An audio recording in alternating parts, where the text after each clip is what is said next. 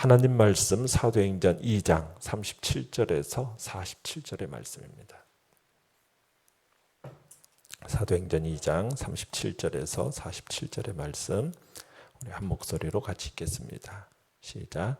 그들이 이 말을 듣고 마음에 찔려 베드로와 다른 사도들에게 물어 이르되 형제들아 우리가 어찌할꼬 하거늘 베드로가 이르되 너희가 회개하여 각각 예수 그리스도의 이름으로 세례를 받고 죄 사함을 받으라. 그리하면 성령의 선물을 받으리니 이 약속은 너희와 너희 자녀와 모든 먼데 사람 곧 주 우리 하나님이 얼마든지 부르시는 자들에게 하신 것이라 하고 또 여러 말로 확증하며 권하여 이르되 너희가 이 패역한 세대에서 구원을 받으라 하니 그 말을 받은 사람들은 세례를 받음에 이날의 신도의 수가 3,000이나 더하더라. 그들이 사도의 가르침을 받아 서로 교제하고 떡을 떼며 오로지 기도하기를 힘쓰니라.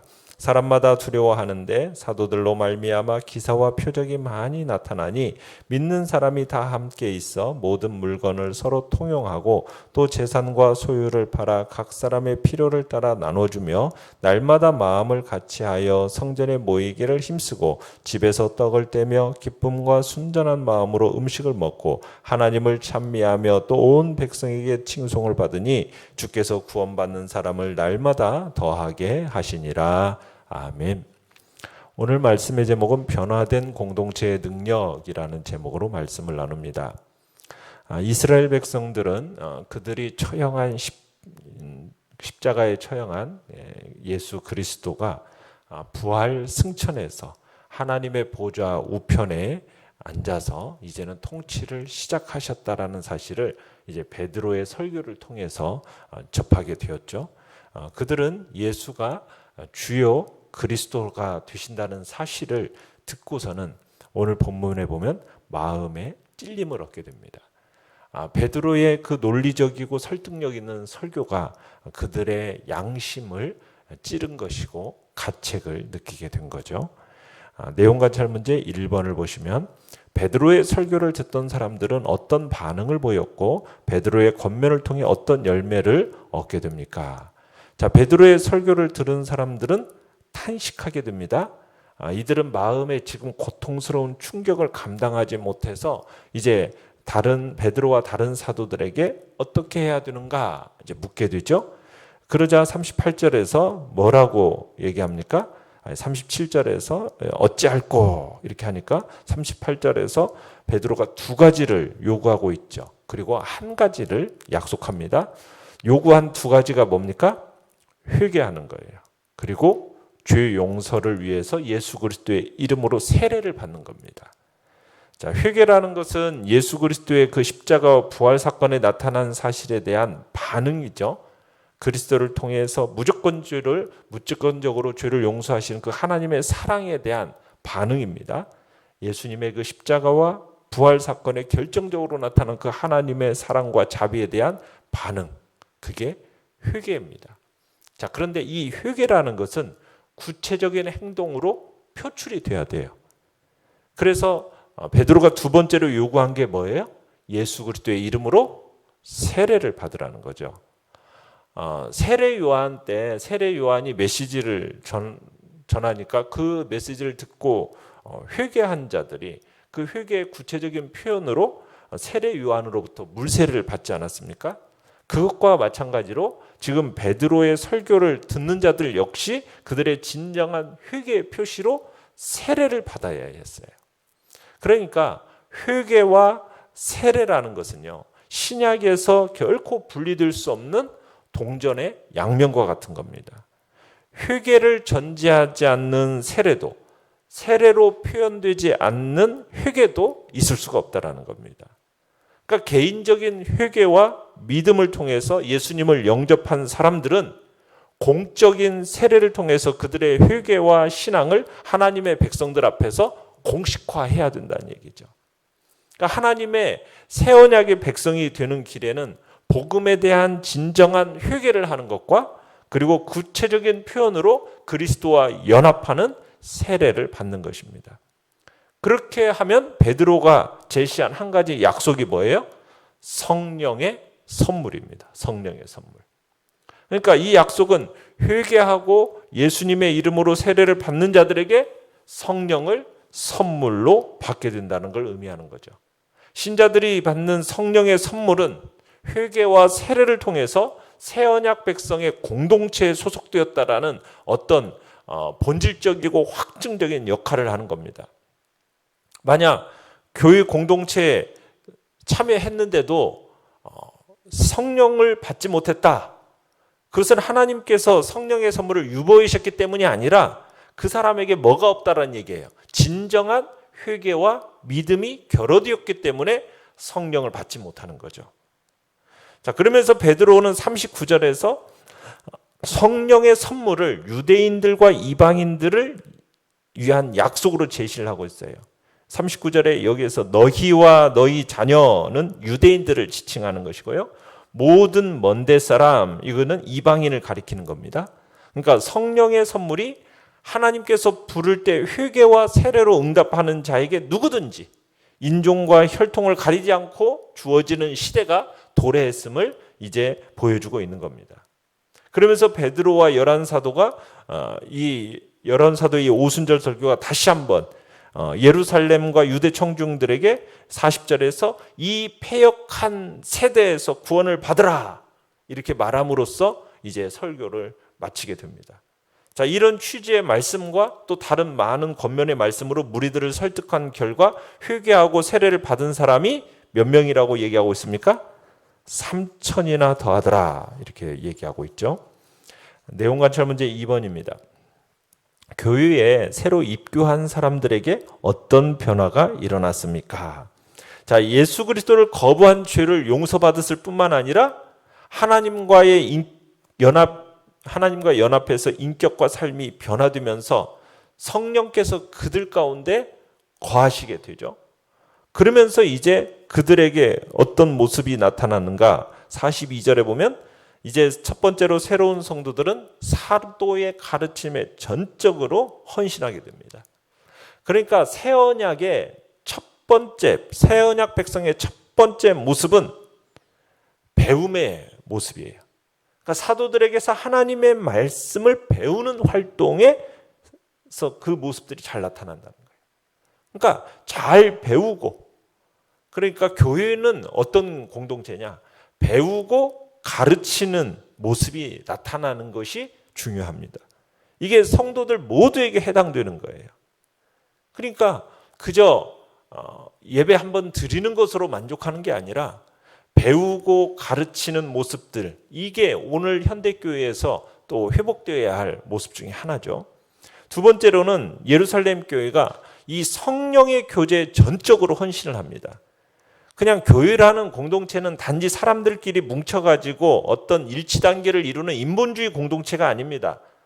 그 중심에는 성령님이 계시는 거예요. 성령 중심과 핵심이 되는 성령의 교제 공동체입니다. 세 번째로는 예루살렘 교회가 떡을 떼는 일에 전적으로 헌신했다라고 얘기했어요. 그냥 회중적인 공예배에만 몰두한 게 아니라 가족적인 친밀함이 지배하는 공동체, 그게 바로 이제 소그룹이죠. 집을 중심으로 하는 소그룹 공동체로 모여서 공동 식사를 했다라는 거죠. 그래서 떡을 떼며, 그러니까는 이 46절에도 가보시면 그렇게 얘기하지 않습니까? 집에서 떡을 떼며 날마다 마음을 같이 하면서 집에서 떡을 뗐다. 바로 여기에 이제 가족적인 친밀함의 어떤 식사 공동체의 모습이 나타나는 거죠. 그러면서 이 떡을 떼며라는 단어 속에는 42절에서 성만찬의 의미가 있습니다. 예수님의 죽음을 의미를 기억하면서 나누는 성만찬. 이 성만찬은 기쁨과 순전한 마음으로 나누어진 이 공동체적인 애찬으로 또한 이어지게 되죠. 네 번째로는 예루살렘 교회는 각종 기도에 전적으로 헌신했습니다. 그러니까 교회 공동체는 기도에 대해서 항상 변함없는 태도를 가져야 되는 거예요. 기도, 이게 어떤 교회의 성장 여부를 떠나서 언제나 있어야 하는 극히 정상적이고 당연한 모습이 기도의 모습이라는 거죠. 그러니까 하나님께서 이렇게 네 가지 아름다운 모습을 가진 교회를 놀라운 복으로 채워주십니다. 43절에 이런 두 가지 결과를 간단하게 기록해 놓고 있는데, 첫 번째는 모든 사람들에게 두려움이 임했다. 여기서 이 두려움이라는 것은 존경심에서 우러나오는 좋은 의미의 두려움을 의미합니다. 47절에 가보시면은 하나님께서 어떻게 했다는 거예요. 온 백성에게 뭘 받게 하셨어요?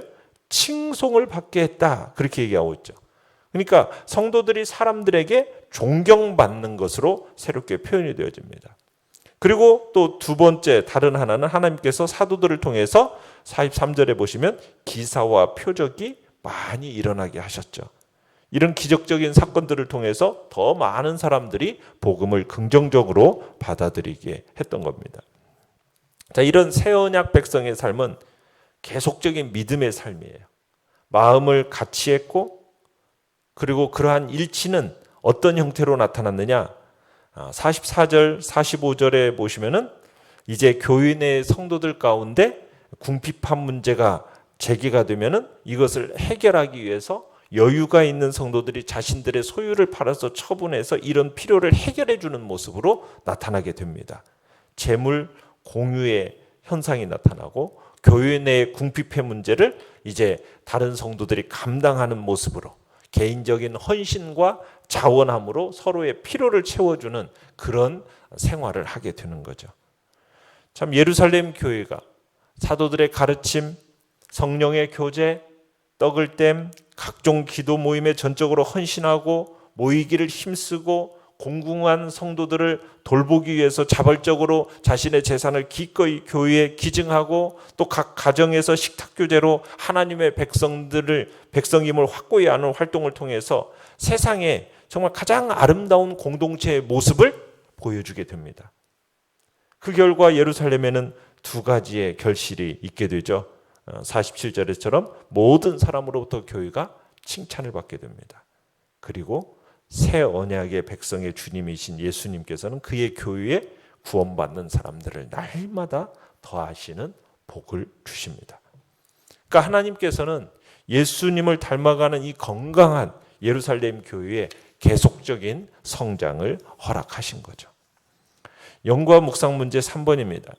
성도들의 삶의 변화가 일어나고 구원받는 사람들이 날마다 더해진 원동력은 무엇이었습니까?